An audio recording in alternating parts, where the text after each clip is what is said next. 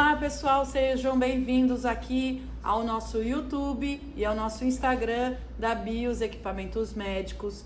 Você que está aí no Instagram, eu também estou falando com o YouTube. Você que está no YouTube, eu também estou falando com o Instagram.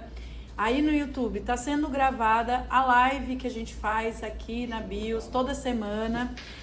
Cada semana tem um tema e agora também vai ficar disponibilizado no YouTube. Então vocês vão ver que eu estou toda hora mudando o local que eu olho, né?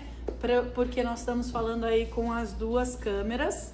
E hoje nós vamos falar sobre o seguinte tema: a luz pode ser considerada um remédio, tá? E na nossa chamada, né, na nossa capa da nossa live, vocês vão ver que nós escrevemos luz versus medicamento.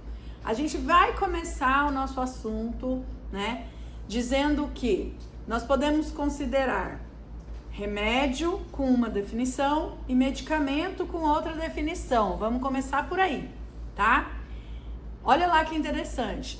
Medicamento é tudo aquilo que é feito na indústria farmacêutica.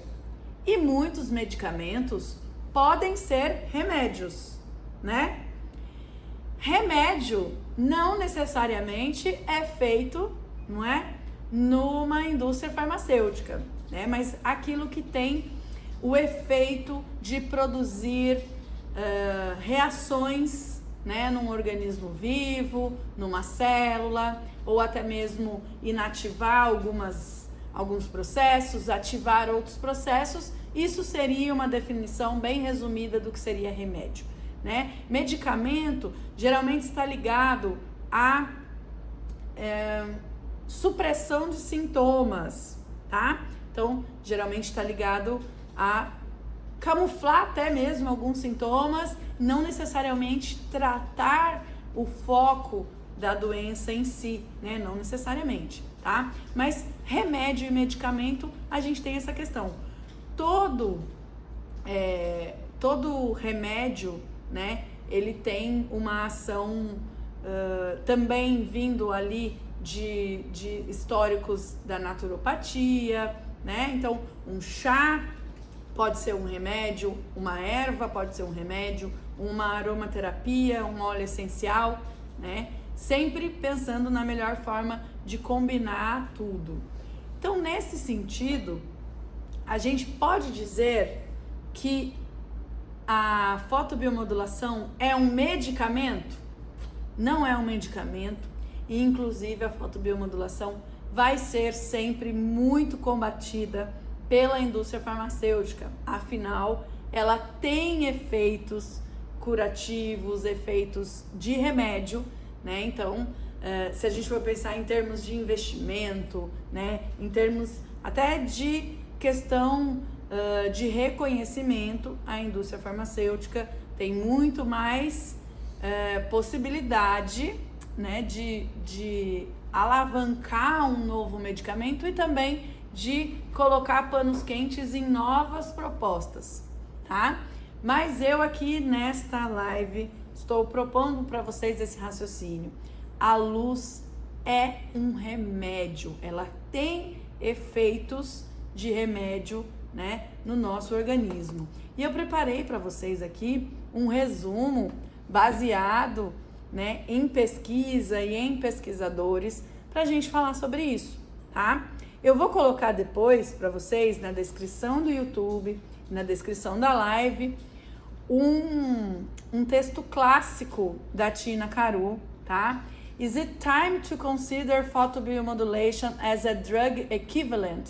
Tá? Então, esse é o artigo original publicado na Photomedicine da Tina Caru. Quem é da fotobiomodulação sabe quem é essa grande pesquisadora, né? Uma mulher aí na nossa pesquisa. Acho que ainda a pessoa mais importante. A gente só tá aqui sabendo como se dá o mecanismo, principalmente mitocondrial e sanguíneo da ação do laser, por causa da Tina Caru. Então eu vou colocar essa referência para vocês, e tudo que eu tô falando aqui é muito baseado neste artigo, nela e na nossa experiência clínica minha e aqui na experiência da BIOS, tá? Então, a gente vai usar esse tema para falar, né? A fotobiomodulação, então, pode ser considerada um remédio, tá? O que vocês acham? Quem tiver aí na live ou quem assistir depois dessa live, me diz o que vocês acham aí sobre essa definição, tá? Deixa eu só abrir minhas anotações. Eu quero seguir bem certinho o raciocínio da nossa Tina Caru, tá? Então, remédio e medicamento, se vocês fizerem uma busca rápida, tá? Em Google, em autores, né, mais generalistas, na saúde integrativa, a gente vai encontrar essas diferenças, né? Existe uma linha que usa isso muito como sinônimos, tá? Mas não necessariamente se remete à mesma coisa. Para a gente pegar o Ministério da Saúde, remédio é qualquer recurso que vai ser utilizado para promover a cura de uma doença ou alívio dos seus sintomas, tá? E que pode não exigir a utilização do medicamento. E vamos combinar aqui, pessoal, que cada vez mais a gente está voltando a pensar naquilo que nos leva a prevenir e a curar doenças que não são os medicamentos, né? A gente precisa voltar aos nossos remédios, né? O exercício, né? Menos estresse, tá? O estresse é aquilo que mais causa danos às nossas células, né? A gente tem lá a grande defesa do Prêmio Nobel falando exatamente sobre isso, tá? Elizabeth Blackburn fala que o estresse é o nosso hoje maior agente anticélula que causa os nossos maiores problemas, tá? Então, na maioria das vezes, a gente não deveria, né, e não precisaria utilizar medicamento para resolver problema de saúde. A gente hoje, né, tá muito em evidência a questão da ansiedade, da depressão, da saúde psíquica que pegou toda a humanidade, principalmente depois da pandemia. E a gente tem visto os estudos mostrando, né, que o maior psiquiatra que se tem hoje para o tratamento desses transtornos, dessas dificuldades, é justamente o sol e o exercício físico, né? Olha a luz aí. Se você quiser se aprofundar e ter uma visão mais filosófica sobre isso, olha o que os psiquiatras e os estudos têm falado sobre os efeitos da luz solar no cérebro humano. Então, o sol é um remédio, o exercício físico é um remédio, né? A gente nos tornar novamente sujeitos da mobilidade, né? A gente hoje praticamente não precisa andar para nada e isso fez com que a gente movimentasse menos as nossas pernas. Nós temos, inclusive, estudos mostrando a relação entre perna mais ativa, cérebro e prevenção de Alzheimer. Então, a gente continua andando nessa questão. Vamos para uma resposta simples também.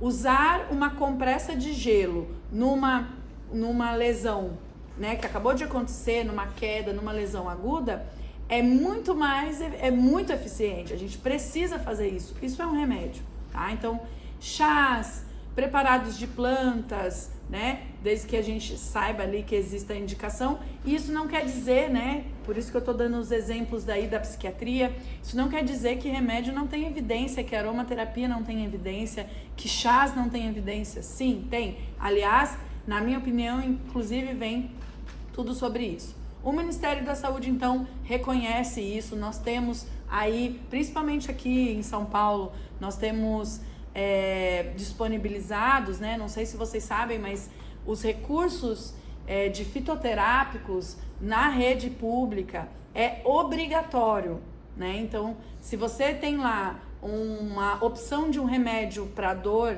você também tem uma opção, de um medicamento para dor, você também tem a opção de um remédio fitoterápico que deve ser disponibilizado para os usuários do SUS, segundo uma lei aí importante, tá? Então, o Ministério da Saúde reconhece, o SUS reconhece muita coisa dessa saúde integrativa como remédios, está lá nas práticas integrativas e complementares em saúde.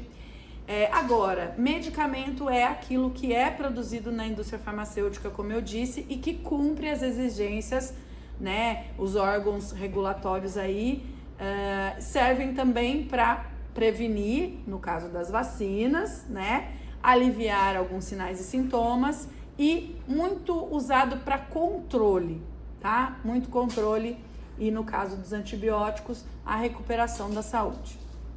Nesse sentido, eu gostaria de ir um pouco além, né?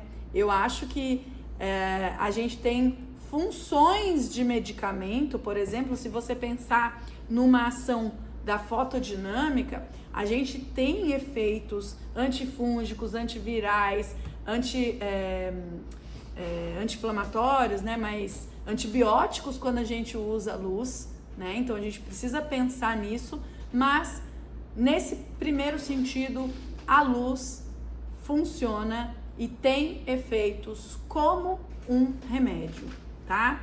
Só não seria um medicamento por conta de não ser produzido pela indústria farmacêutica e talvez por isso ainda não tenha o seu status de maior evidência por uma questão de investimento mesmo. A concorrência é desleal, né? E o número de pessoas estudando, né? Depende da área também, mas estamos no caminho, tá? Então, como eu disse, eu peguei as referências da Tina Caru e a gente vai comentar alguns pontos aqui, tá?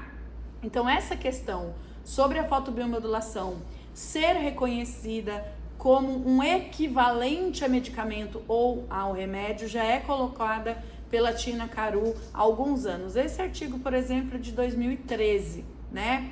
Nessa época já se tinha ali 30 anos de estudo, hoje nós temos 45 anos, basicamente, dos estudos mais fortes, né? De evidências que a gente poderia dizer, tá? Naquela época, a gente tem uma discrepância nesses números na questão da evidência, porque de 10 anos para cá, o termo fotobiomodulação é mais utilizado para se considerar laser e LEDs como equivalentes e como algo dentro da mesma característica, né? O uso de luz para estimular tecidos e processos biológicos e fisiológicos, tá? Antes se usava laser para falar de laser e LED, terapia laser de baixo nível, low level laser therapy, e você estava falando de laser e LEDs, mas não necessariamente de uma maneira tão equivalente. Bioestimulação de luz, biofotônica, então soft laser, cold laser, você tinha várias dessas determinações. Então, nem sempre vai aparecer como fotobiomodulação, tá? Bom, a gente fala em funcionar como um remédio, pois os mecanismos de ação, né, da fotobiomodulação, ou seja, do estímulo de LED no nosso tecido biológico, na nossa corrente sanguínea, elas acontecem a partir do nível molecular. Então, nível molecular, nível celular, e aí isso já é estudado há mais de 50 anos. Se a gente pensar agora em 2024, então bem mais mesmo, pode colocar uns 10 anos a mais sobre isso. Se a gente começa a fazer uma revisão ali nos nossos estudos pessoais, ou pegando a maioria das revisões integrativas lá na PubMed, vocês vão ver que tudo começa historicamente com os tratamentos das feridas, tá? Nas úlceras de cicatrização resistente, de difícil manejo, tá? Por exemplo, úlcera diabética crônica. Controle de dor, lesão de medula espinhal, tá? Isso vocês encontram, essas referências, né? São as referências que a Caru usa para dizer, olha, nós temos aí um equivalente desde que tudo começou a ser observado, tá? Em 2024, nós temos hoje, onde nós estamos, nós temos um avanço muito grande na melhoria dos dispositivos, né? Então, a gente já tem dispositivos que tem uma potência para amplificar essa luz, para produzir esse fóton de maneira eficiente, combinar vermelho e infravermelho, tá? Mas a gente ainda tem um embate com a indústria do medicamento e com o tradicional, né? A medicina convencional, aí se engloba todos os profissionais da saúde, não considera, se olhar só para um equipamento, isso aqui como um remédio. E é muito importante que a psiquiatria, que a fisioterapia, né, que o cardiologista tragam esse olhar, porque, né, é aquela imposição do jaleco. Quando um médico diz, olha, não tem o que você faça, você vai tomar o seu remédio, mas se você não sair ao sol, se você não fizer o exercício físico, você vai ter um efeito pouco duradouro ou pouco efeito do medicamento, porque fisiologicamente você não está estimulando seu sistema nervoso central, suas funções aí da mesma forma como se você tivesse ativo e respeitando o ciclo, né, sono-vigília, o ciclo circadiano, a presença de luz, que é assim que a gente modula os nossos hormônios, a nossa atividade no músculo, a nossa atividade cerebral, tá? Então, isso não fazia parte do tradicional. Então você pega e coloca a luz num dispositivo. Hoje os dispositivos estão melhores, tem mais gente se interessando por isso, e a gente tem aí, gente, 50, 60 anos que a gente consegue entender que tudo começou na dor, na ferida, no reparo, aquilo que podia ser visto, e hoje a gente tem estímulo de órgãos internos, de sangue e muitas aplicações clínicas.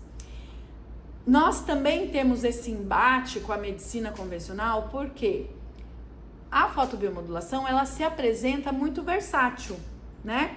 Essas aplicações clínicas, e as interações e as reações químicas que são estimuladas pelo uso da luz são mecanismos celulares e moleculares que, se um adepto só da medicina convencional precisa entender, ele precisa se aprofundar, tá? Então, assim, a fotobiomodulação, ela começa na ferida, isso passa pela analgesia, pelos efeitos anti-inflamatórios, e se começa a se entender como que o sangue e o cérebro se encaixam nesse processo, né? Até que a gente chegue nas novas aplicações, né, que a gente tem visto tanto por aí. Isso está muito ligado às cores que são utilizadas para realizar esses estímulos, né? Aqui a gente fala muito do vermelho e do infra, mas dentro da biofotônica, de como a gente estimula o nosso organismo com luz, né? Então, a luz azul é um remédio, a luz verde é outro remédio, a luz infra é outro remédio, a luz vermelha é outro remédio, porque cada comprimento de onda atinge uma profundidade e tem cromóforos específicos para produzir essa reação química nesse tecido-alvo que está sendo estimulado.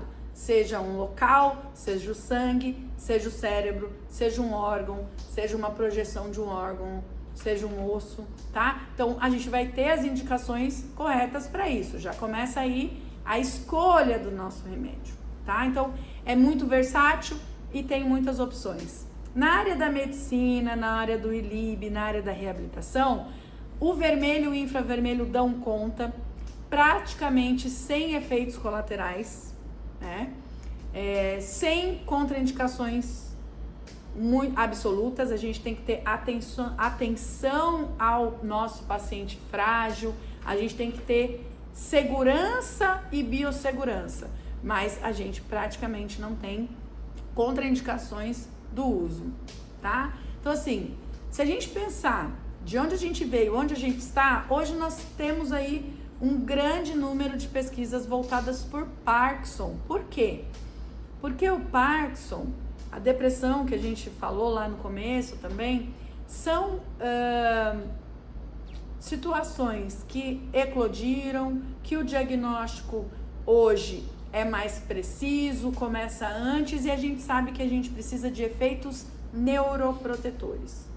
A gente consegue melhora de movimento mitocondrial, de transporte axonal, que outras, comparando com outras técnicas, ou em conjunto com outras técnicas, com a fotobiomodulação se torna muito melhor, né? Então, o que acontece no Parkinson? Por que a gente diz que a fotobiomodulação é neuroprotetora? O transporte axonal é que está muito reduzido no Parkinson, causando a degeneração específica ali, neuronal, né? E nenhum outro medicamento se mostrou capaz desses efeitos em pesquisa. Agora, a gente precisa levar isso para a clínica, né? Como que faz essa aplicação? Existem estudos que fizeram aplicações direto no cérebro, estudos que fizeram via ILIB, estudos que fizeram via músculo, tá? Então, existe o estudo e existe a gente trazendo isso para a clínica, para a prática, tá bom? Existem estudos mais atuais mostrando que células tronco com radiação vermelha e infravermelha foram utilizadas em lesões cardíacas, né? Aquelas lesões, o coração, ele é considerado um órgão pós-mitótico, ou seja, ele não teria capacidade de renovação após uma lesão, e pesquisas que utilizaram a luz para otimizar, né, essas células tronco, mostraram aí muitos efeitos na proliferação de células sem causar efeitos citotóxicos nessas situações. Então, você vai ver nas referências que eu coloquei aí para vocês que existem muitas possibilidades. A gente tem falado nas lives, a gente conversa com o pessoal que compra o nosso aparelho. Como eu aplico para dor? Gente, nós estamos falando do remédio do futuro que está acontecendo agora, né? Então, a gente precisa expandir a nossa cabeça para tudo que está sendo pesquisado, para saber dor, ferida, reparo nervoso, reparo axonal, estímulo. Isso daí já é mais do que concretizado, tá? Não temos riscos, né? Os parâmetros de luz são parâmetros que os próprios dispositivos, eles já estão programados em minutos ou em joules para dentro de uma faixa que você sabe que você vai conseguir dar conta de doses baixas e doses de equilíbrio, né? A dose baixa, tanto no vermelho como no infravermelho, são doses geralmente mais utilizadas. Algum tipo de bloqueio de dor é que a gente passa um pouquinho mais de tempo utilizando a luz, mas para que você possa ter tempo para aquele tecido modular aquela resposta. Então, isso vai de pessoa para pessoa. Aqui na BIOS, a gente tem a intenção de passar objetivos gerais, protocolos gerais, para que você possa começar a sua prática e, a partir daí, conseguir personalizar e ter um atendimento mais humanizado, né? Então, baseado em todas essas evidências, nós temos um protocolo geral e nós depois vamos levando por meio de conversas, de lives, de mentorias, né, de apoio ao profissional da saúde. Nós vamos demonstrando para vocês que personalizar, conseguir extrair o que é individual de cada paciente, faz com que você torne o seu atendimento mais humanizado, né? E outras situações aí, né, como eu disse, é um medicamento, é um equivalente a medicamento, só não é produzido na indústria farmacêutica, mas é um remédio. E a gente tem que abrir esse nosso panorama, saber tudo o que está acontecendo, porque para muitas doenças que não se tem cura, você tem um caminho interessante. Falei do Parkinson, né? Um outro caminho que se fala muito do uso da fotobiomodulação é o vitiligo, né? A gente tem estudos mostrando que você tem o estímulo dos melanócitos, então isso é interessante num distúrbio despigmentante, como é o caso do vitiligo, né? Tem bastante estudo falando sobre isso. Um dos principais efeitos do uso da fotobiomodulação, hoje reconhecido até já por alguns seguros de saúde, planos de saúde, é o uso da fotobiomodulação na mucosite e nas dores dos pacientes que estão fazendo usos de quimioterápicos e de processos oncológicos. Então, isso é uma coisa que eu bato muito na tecla, né? Pensando como um remédio de apoio à fotobiomodulação, nos ajuda em pacientes que estão utilizando quimioterápicos, pacientes oncológicos, em radioterapia, né? O que a pesquisa mostra na radioterapia? Que o paciente adere muito mais ao tratamento, porque tem menos efeitos colaterais, tá? E a melhora da resposta imune, né? Mas eu quero uma aplicação. Muita gente quer uma aplicação que veja o reparo, né? Que veja o movimento sendo restabelecido numa paralisia facial. Ocorre, mas às vezes o nosso maior benefício tá ali numa resposta imune, numa avaliação de uma melhora de um hemograma, né, e do bem-estar e da qualidade de vida e na qualidade do tratamento de um paciente, né? Por conta da minha experiência, eu digo para vocês, hoje, se alguém da minha família, né, se eu ou se qualquer um dos meus pacientes precisarem de uma indicação oncológicos, é algo que precisa ser associado, porque ajuda demais no processo de dor, de náusea, de bem-estar, de sono, tá? Da parte gastrointestinal é muito... E a mucosite, né? Não tem para ninguém, a ponto de vários planos de saúde já reconhecerem e darem sugestões de que o paciente faça esse uso. Por quê? Porque o tratamento se torna de maior qualidade e o custo para um plano de saúde, quando você usa a fotobiomodulação na mucosite, é muito menor. E aí, gente, custo em saúde tem sempre a ver com eficácia e qualidade, né? Então, isso é uma dica importante para vocês, né? Então, a Caru, nesse artigo, fala, olha, nós temos reparo funcional após lesão nervosa, né? Nós temos um efeito neuroprotetor em paciente que teve AVC. Então, paciente, né, pós-AVC, tá lá fazendo uso de protocolo padrão, anticoagulante, vai para casa e reabilitação. Hoje a gente sabe que a reabilitação com o uso da fotobiomodulação associado nos pós-AVC é bem diferenciada. Posso dizer por conta da minha formação, né? Eu sou fonoaudióloga de formação e o paciente pós-AVC é meu paciente. Então, sempre que a gente já faz a avaliação e a gente pode começar a utilizar com eles, a família é informada e vamos juntos fazer essa avaliação de como a fotobiomodulação os ajuda no processo de otimização muscular, de resposta motora, de resposta de coordenação respiratória e promover mesmo a reabilitação como um todo. Os efeitos analgésicos, né, eu já falei, são documentados de forma muito consistente na literatura. O reparo tecidual, né, essa epitelização fina, a síntese do colágeno que ele estimula, tem até mesmo em pacientes, né, digamos assim, diabéticos, é muito importante, né?